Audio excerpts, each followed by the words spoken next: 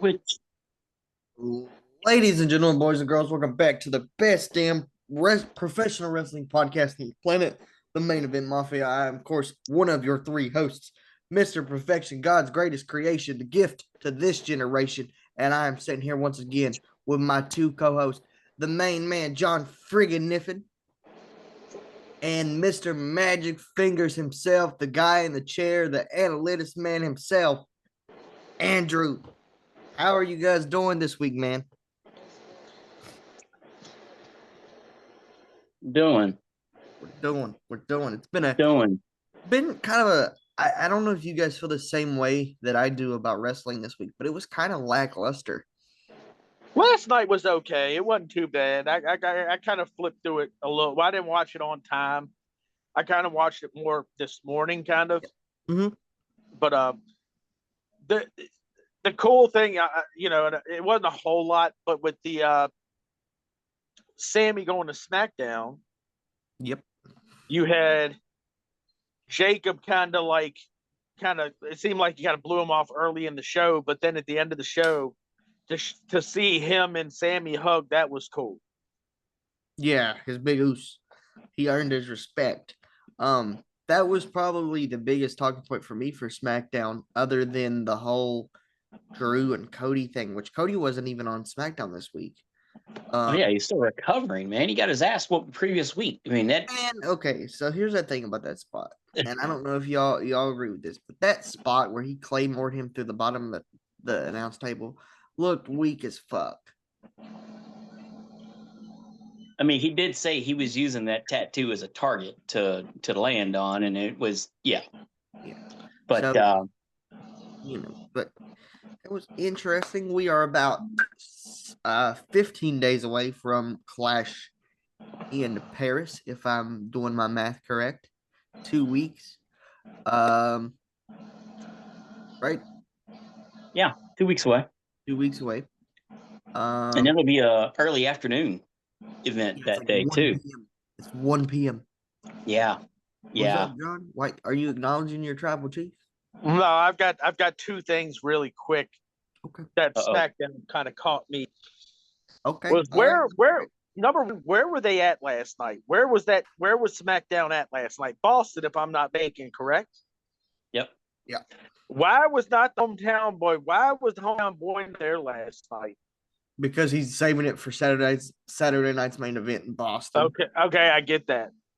Two, I tell you well, actually, now that I think about it, there's two more interesting things that did happen last night. Was this whole thing with Tiffany Stratton and Mhm. what is that? What I know it's Julia, but what is Julia's little bodyguard? What Kiana Kiana James. James. That's an interesting scenario. But if you watch like throughout the whole show, you've seen a member of Wyatt Six in almost every hidden spot last night. Yep. Mm-hmm. I'm wondering if they're going to finally do what they were set out to do from the get go, which was murder everybody. Murder everybody. Murder everybody, get all the gold. I mean, I don't think Chad Gable's been right ever since he got shot in the head by the Wyatt Six. For real. So, you know, um, who knows? Maybe they're out to get everybody, man. I don't. I'm a huge fan of Wyatt Six. Chad Gable's been speaking Spanish and running around in a mask and calling himself Grande Americano since he got shot in the head by them. So he's been kind of, Well, that's so they say. alleged. That is alleged that El Grande So they say. Americano is Chad Gable. That's alleged. That is I will not. say I did like watching me some purple last night in that little segment of Tiffany Stratton. Talking about a potential pink belt going on. So that was quite entertaining. Yeah, buddy. So I guess we can start with Raw because there's a couple talking points, but the main talking point that will take up the majority of this episode is going to be Karrion Kross. So Raw had the Shula Fala, the tribal, or the what's his name? Oh, then the tribal thief come out, that's for sure. The tribal thief, one of the best things WWE's got going right now. And he cut a vignette telling Roman that he don't need his respect, but he's going to acknowledge Bronson Reed at the end of this as his tribal thief. So, John, I'll start with you. Are you a fan of the direction they're going with Bronson, or do you just find it stupid? I don't know. I don't know. The whole faction thing, I mean, it seems like this week you didn't really see any signs, but I know prior to, for the last few weeks, Braun, you would see signs from Braun that he's breaking out of that group. Braun's going solo soon, more sooner than later, but I still think there's a few more pieces they're going to add to it. Bronson, I'm afraid for Bronson because I think Braun's going to walk away with Heyman. Seth's going to go on do his own thing. Bronson's just going to be left in the dirt. But I'm not going to sit there and say that I want to see him steal people's shoes every fucking week. That's what I would love to see. He's a tribal thief. He's a bully. So you gotta. I think he's only going to be stealing Roman's shoes, though. Well, tell Roman to start wearing Crocs or flip flops or something because they won't get stolen. Yeah, that's what I'm saying.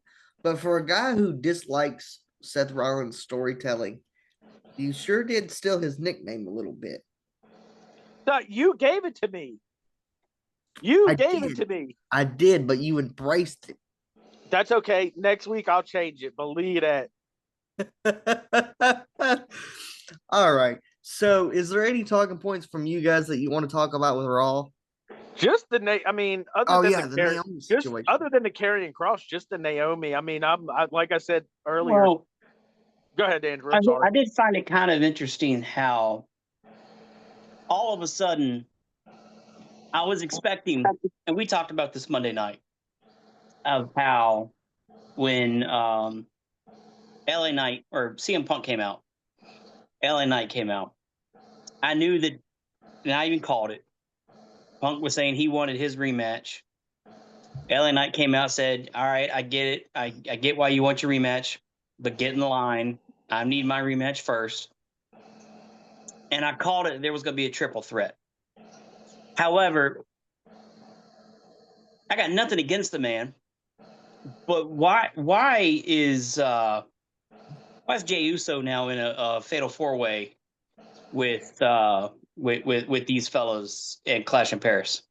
I don't understand why. I mean, I understand why he broke up the fight Monday night after the main event and everything, but why not just let the three fight it out? Why does there now got to be a fourth? They only probably threw Jay in there because he hasn't gotten his rematch from Gunther taking it. So, well, and you got to think we're in Paris in a European crowd, so they got to get that visual of the whole of Paris yeeting along with Jey Uso.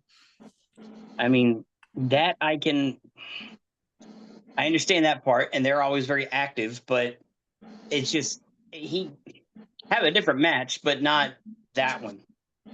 I just don't understand why he's involved with that match. But I did find it pretty funny how Breakker was saying when they did the whole tag team match startup was, they were going back when Breakker starts walking forward, even though he's in his suit, he wanted to fight.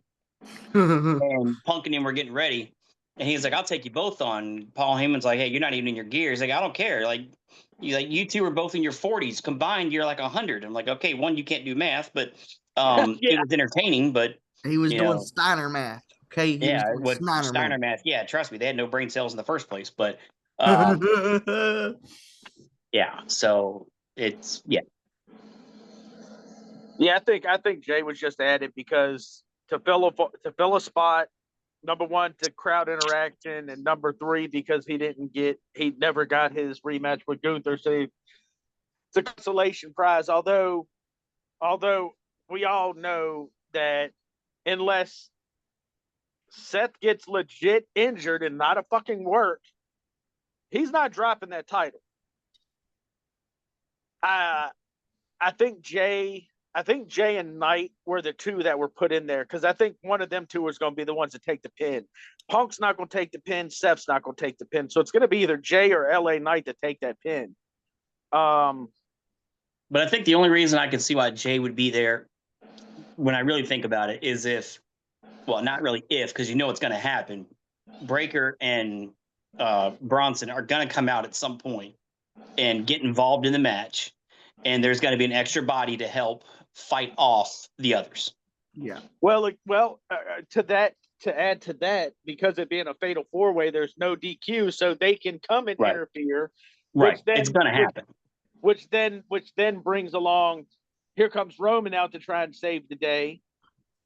And then I think that might be where you might get the new member, because I had read that they took Austin Theory off the injured thing now, so maybe he's that next member that comes out. He was released.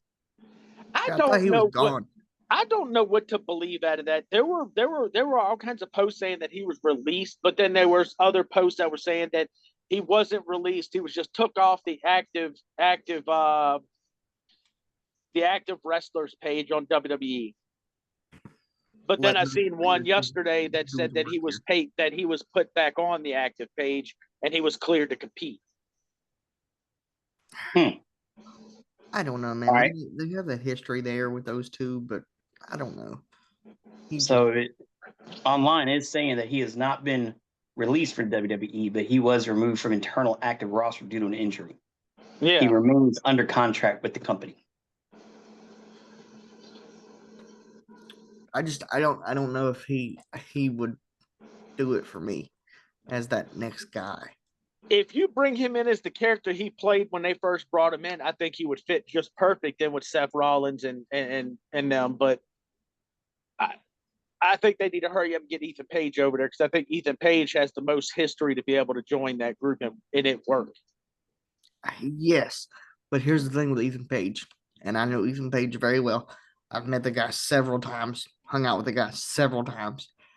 He is beloved by the CEOs at the CW.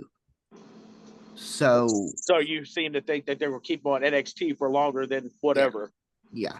So I don't see him going anywhere for the time being. I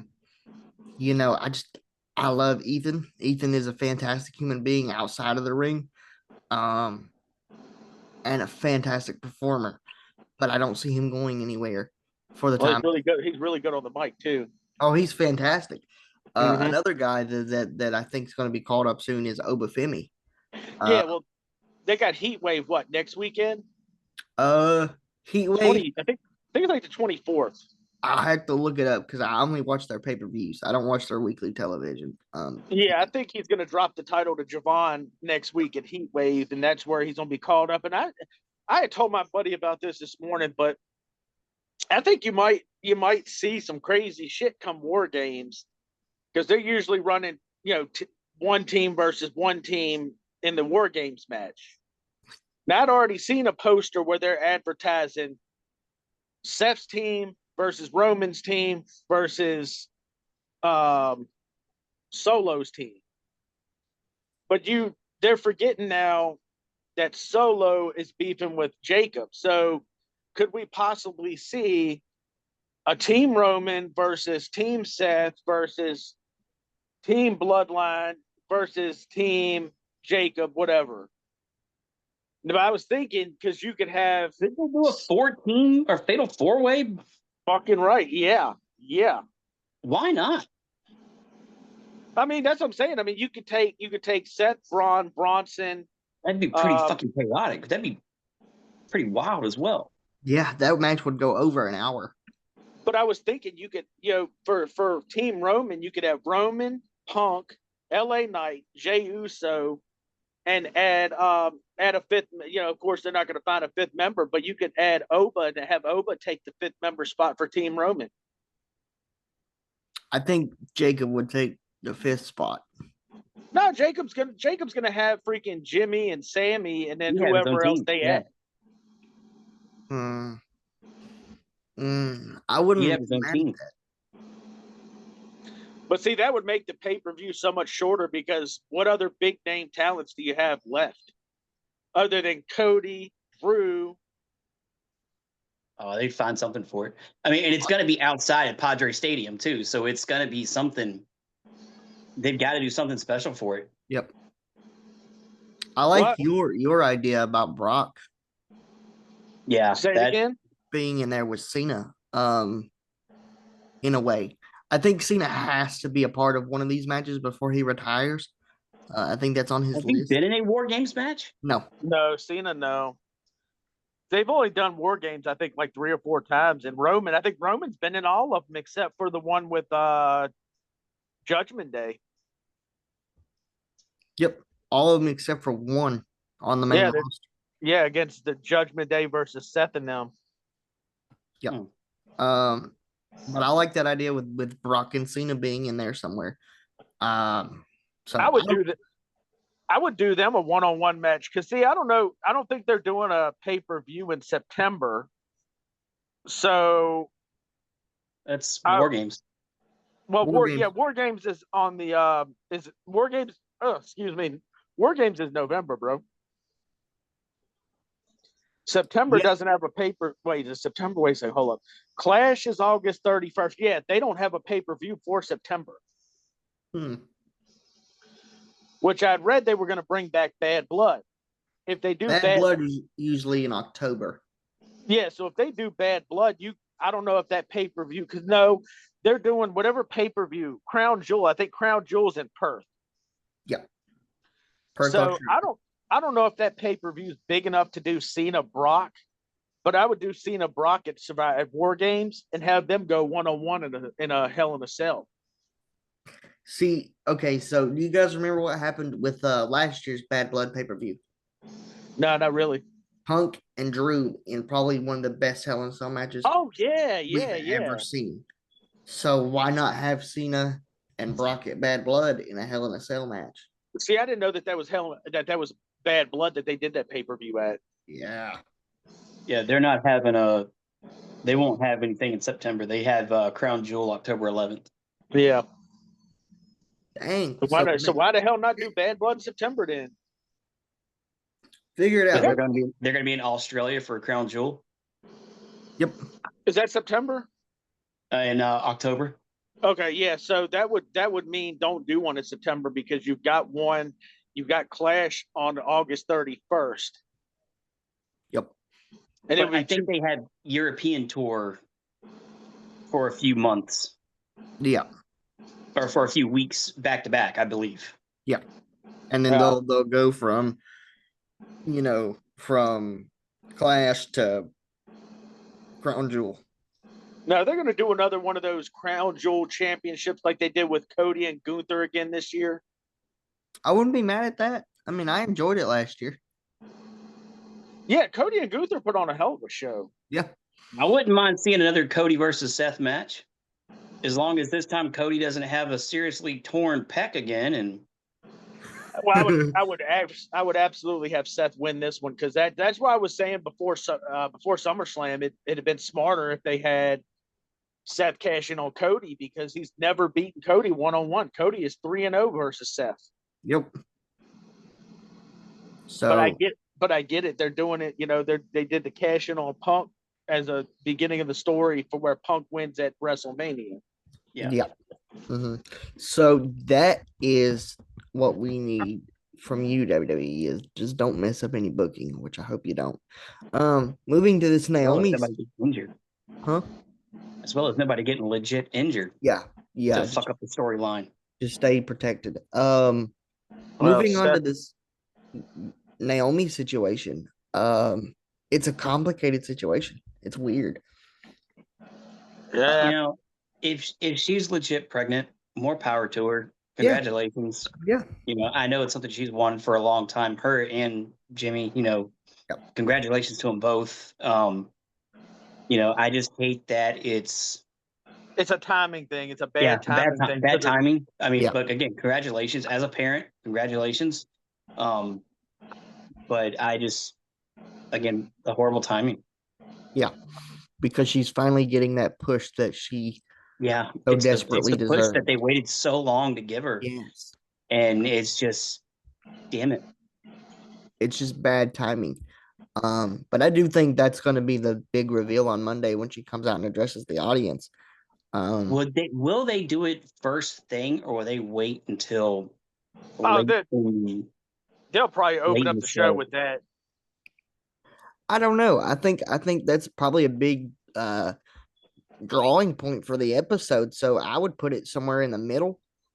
Or like John said earlier, do we have a tournament to see who would face Stephanie at Clash of Paris? That would be a few weeks. Yeah. Or the this Monday and next Monday to determine who's going to be meeting at the pay-per-view. And so they would have to start it immediately. So maybe they do start the show off with that information. Or hell, instead of doing a tournament, just do like a 20-woman battle royal for next Monday, not this coming Monday, but the following Monday, and the winner of that battle royal gets Stephanie at Clash. But here's something or a women's gauntlet match. Yeah. Ooh. But here's something really cool I was thinking of. Mm-hmm. Instead of putting it, because I'd be willing to bet that they're going to put it on Rhea. I just have a feeling that they're going to put it on Rhea. If anybody from WWE sees this between now and then, please, I've been watching this whole thing with Maxine and Natalia. She's bringing this new character Natty into this, and Natty's nasty, bro. Give Natty a run with the title. Yes. Yeah.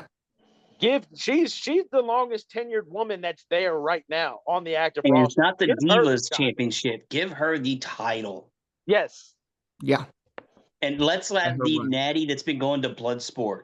Yep. Yeah. Let that vicious side of her come out and do some serious damage. Yeah. And the reason why I say that, I mean, right now, we don't have a really, like, on Raw, other than Naomi, we don't have a top woman's heel. I don't consider Raquel a heel, really. I don't consider Roxanne a heel. No. You don't really have a big heel on Raw, so why not bring Natty in there and turn Natty into this nasty fucking heel? Yeah. I mean, make her the mixture of Ronda Rousey and Shayna Baszler. Shayna Baszler, and because she could be, if you really allowed her to be. Yeah. She has the physical and the toughness that she needs to have in order to do that. Yeah. And she's got the experience. Mm-hmm. So let's let her do it. And she's got the support of every woman in the locker room. She's got the trust of everybody. Let her go out and do it. Once again, anybody that works for WWE, if you ever see this within the next 2 weeks, take heed in what we just said. Please. Yep. Please. Yep. All right. Anything from SmackDown you guys want to cover? Nothing there? Sure. I think the only cool... Oh, go ahead, Andrew. I did like the tag team match with Miz and Mello, because I like the fact that, like we mentioned before the show started, how the Wyatt Six is showing up here and there, making their presence known just to get under the skin of the rest of the talent. And just that little bit of time to where it's just getting in the head. That's all they're doing. They're just showing up in the crowd here and there, letting that light show up on them, getting all the attention just for another 10 seconds to get that little, just live in the head of that person that's in the ring just for a little bit of time, just to let them know, hey, we're here, we've got the belts, and we're not going anywhere. Yeah. Because they're living rent-free, and it scares the shit out of them. Because we already know that the Miz has already been screwed up by them, Chad Gable's been screwed up by them, and John Cena's still screwed up by him, and it's just it's classic, but it's that manipulation that does wonders, and I absolutely loved it. Yeah, it was brilliant. The only thing that I will say about this John Cena retirement tour that I really, really wish could have happened is if we could have had Bray around when Cena turned heel. Yep. Man. Ooh, you imagine them as a tag team? Oh my gosh. An evil tag team? Oh my goodness. Oh. All right. Let's get to the main talking point of this episode. It's probably going to take up the majority of the rest of this episode. Harry and Kross was let go from WWE. And no, he wasn't let go. He wasn't let go. He walked away. Okay. He walked away. We'll say that. he walked away. And I'm a huge Kross fan. I love the guy, as majority of the fan base does. And this whole "We Want Kross" movement is loud, very loud. Yeah, but Very. Raw during Raw, you didn't hear nothing about Kross. Now last night, you heard it all over the place. But Oh, there were signs at Raw. oh, was there? I didn't see him. There were signs at Raw. There And were then signs everywhere. there were signs, and then when you saw the same camera angles later in the show, those signs were no longer there. Oh wow, maybe. Oh shit. Well, So I don't know, man. This is a tricky situation. Some people believe it's a work, others don't believe it's a work. I'm one of those that doesn't believe it's a work. I mean, out of the mailman's mouth, he said it's not a work. Yeah. But is that part of the story? Is he playing along? Is it, I mean, for those that truly believe in kayfabe, is it part of the story? well, But Seth showed us. I know. But Yeah. how many times can you play the same song and dance in a row? Yeah. Yeah, for real. And so this is a very tricky situation because it's you guys are going to disagree with me on this, but it kind of reminds me of the Yes movement in a way. To where here's this guy who we all love, who we all know that can work, who we all know that can talk, who we all know that has very good character development. And we're saying that's our guy. We want that to be our guy. And WWE's kind of just ignoring it. In a way, kind of like they did with Daniel Bryan for the longest time until it got so loud to where they had no choice but to embrace it. And I don't know what they do. If they bring him back, they have to put a world title on him. Yeah, but if you look at when you watched all of Unreal, Mm-hmm. how long did it take for Punk to come back? 10 years. 10 years. And they even brought that up, that it took him and Triple H to get on the phone together. And they got on the phone multiple times in that 10-year difference. Yep. To have that discussion. Yep. And there were the first few times they got on that call. After just a few minutes of conversation, they both realized you're still that same person. Goodbye. You're still that same person. Goodbye. And then that last time, hey, we both changed. Yep. That took 10 years' time. Yep. For Daniel Bryan, different situation. But was that part of the story to build up? With Karrion Kross, he got a contract extension. Yep. They did not give his wife a contract extension. So he said, adios. I'm not doing this unless you guys give my wife a contract extension as well, which can't blame the man.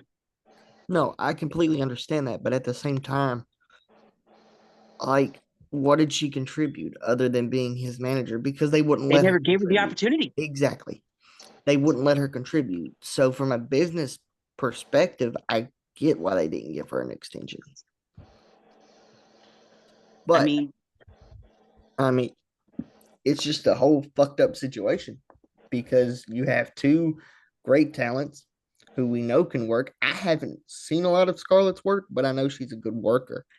I would love to just have someone on the WWE side, creative or somebody, just to explain the no bullshit side, why Scarlett never got the opportunity to compete, not be a manager, compete, to show off the true talent and her abilities to the best that she could do, not manager her talents. Well, And I would love to know why.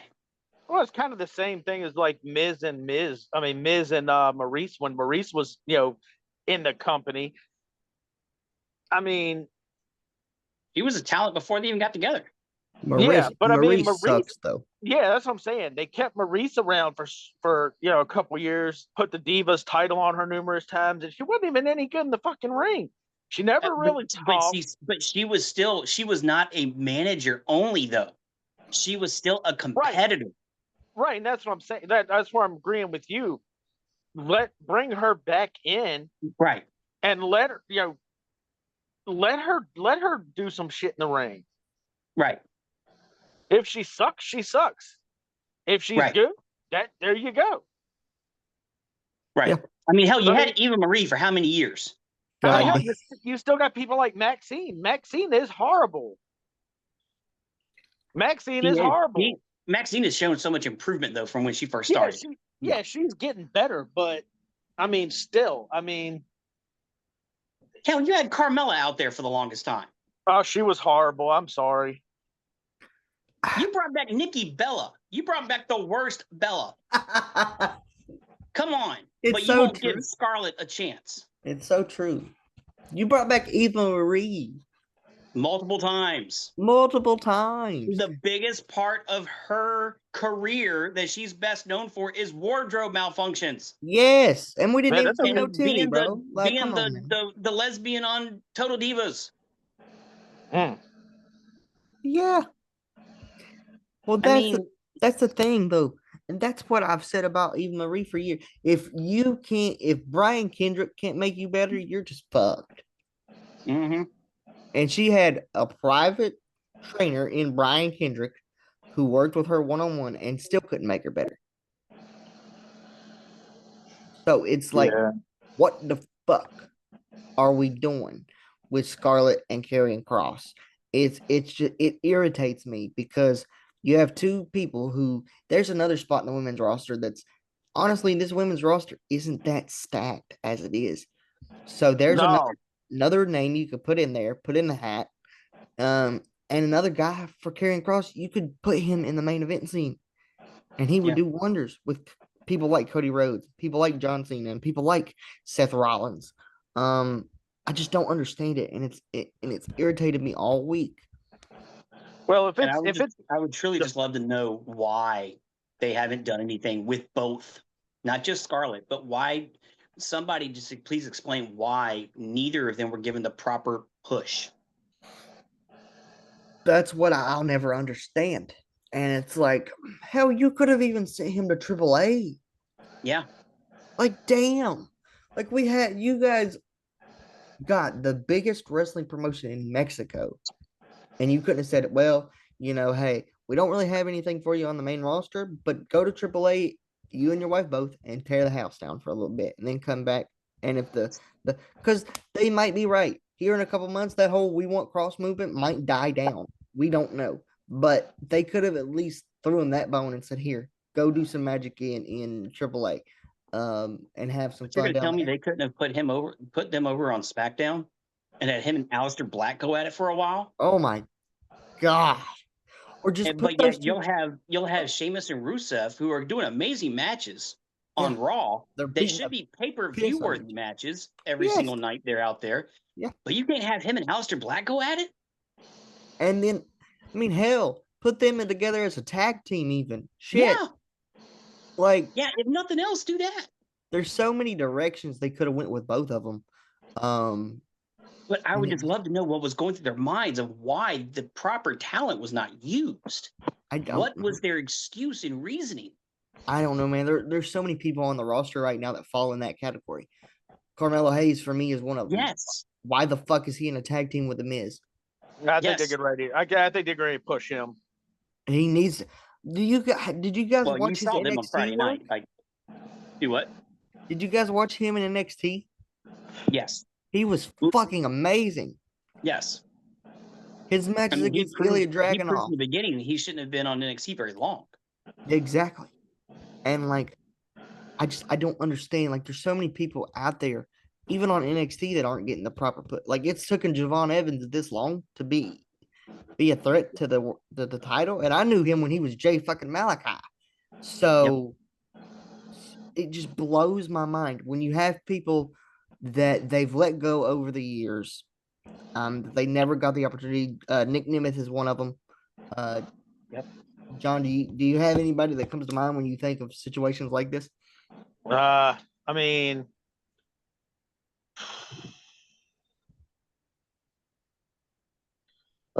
hit the one on nail when you said Nick Nemeth. He was the top one for me. Yeah.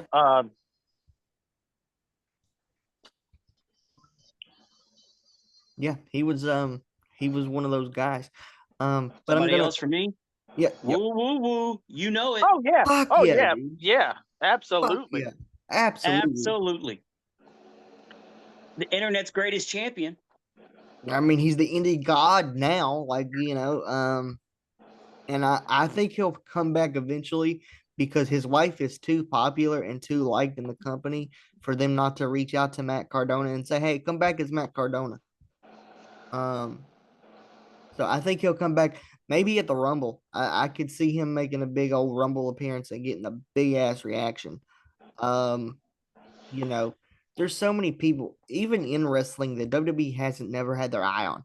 There's a guy in AEW that I have watched for years, and his name is Sammy Guevara. Yeah, Guevara. Yeah. Holy, If he comes, his wife's coming with him. I know that for a fact. well, yeah, There's shit. no Bring her, way. There's bring. no way she'll stay over there if he comes over. You Who's can't his keep wife? time Anna out. Jay. Or Okay. yeah. You Yeah. can't you can't keep those cheeks away from us for too long. No.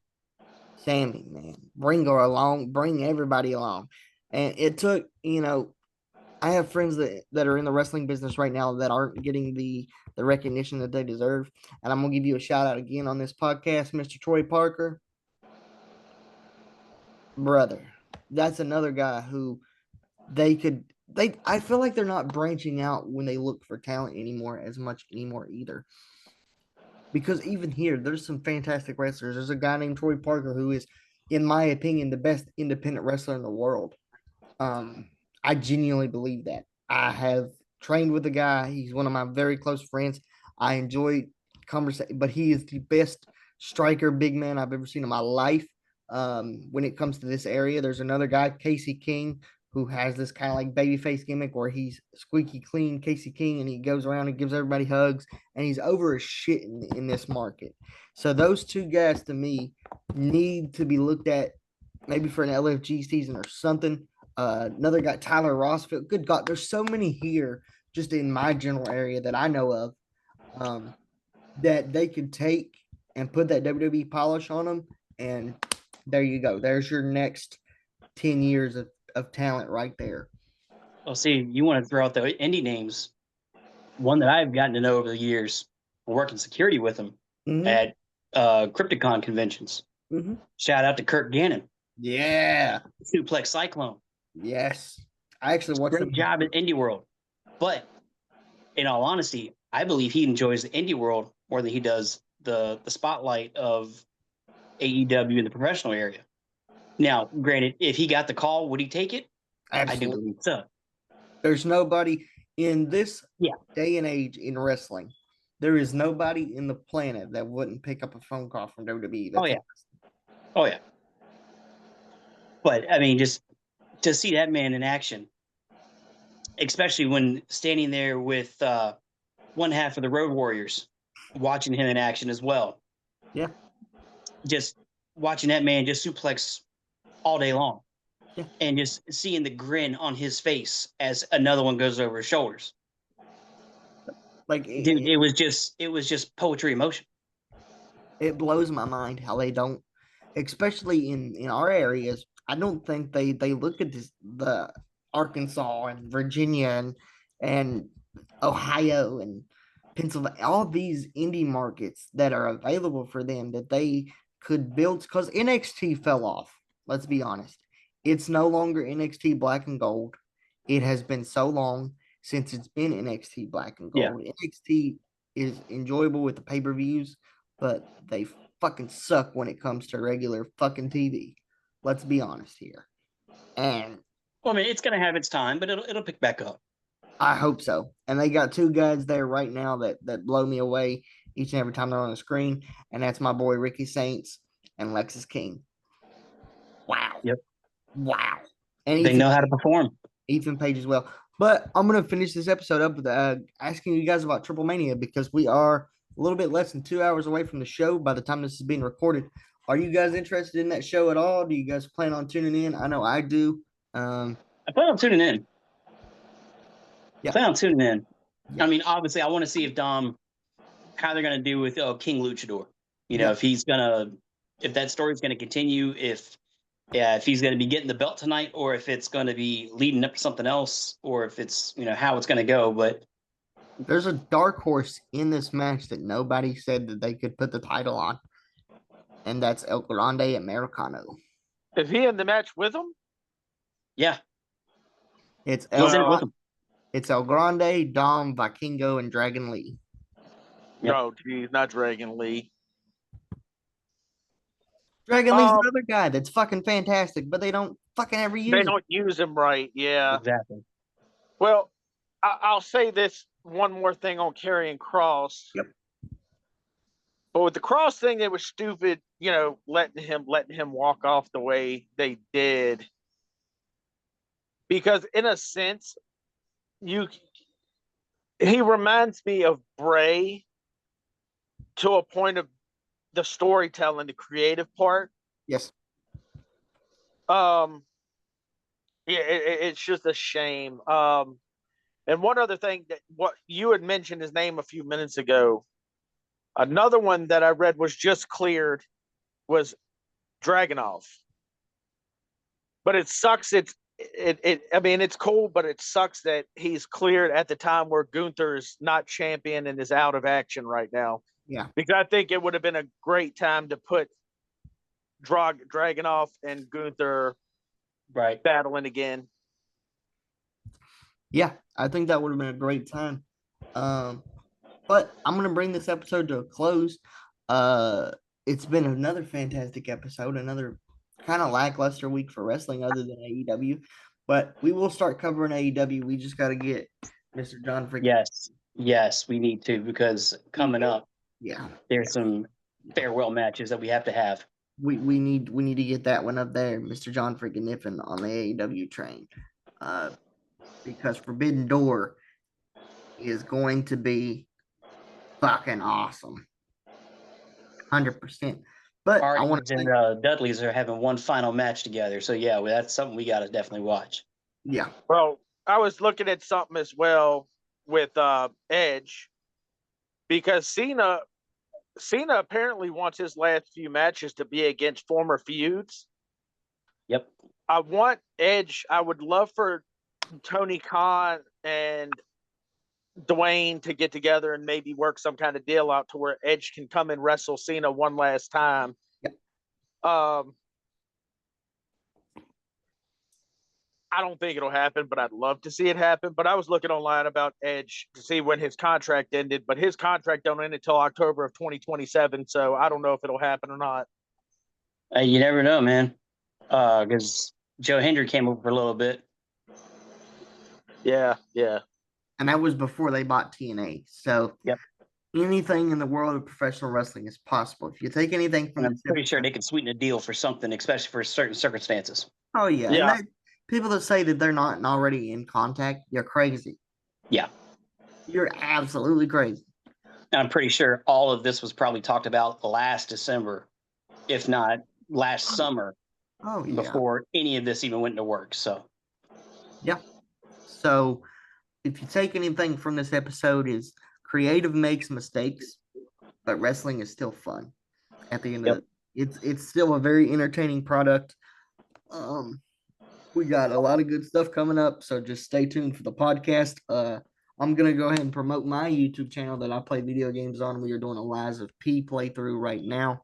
I'll probably start the next part probably later tonight. I don't know. I got to get through Peacemaker still, season 1 of Peacemaker with my wife, who is really enjoying the show.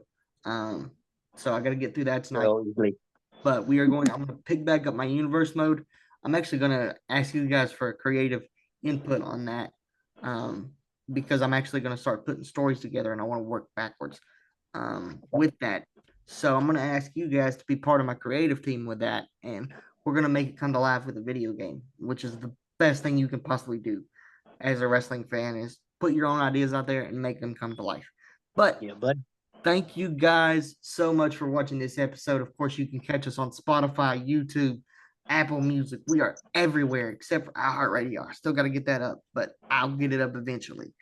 But we are on Amazon Music, Apple Podcast, Spotify. We're everywhere, and we're growing slowly but surely. We're growing. Thank you again, Mr. John Friggin Niffin, for showing up. Thank you again, Mr. Magic Fingers, for being my guy in the chair. And thank you to our audience for enjoying our bullshitting for an hour and a half. Once again, I love you guys. We will see you next week. And stay tuned because it's about to get really good in the world of professional wrestling. And we are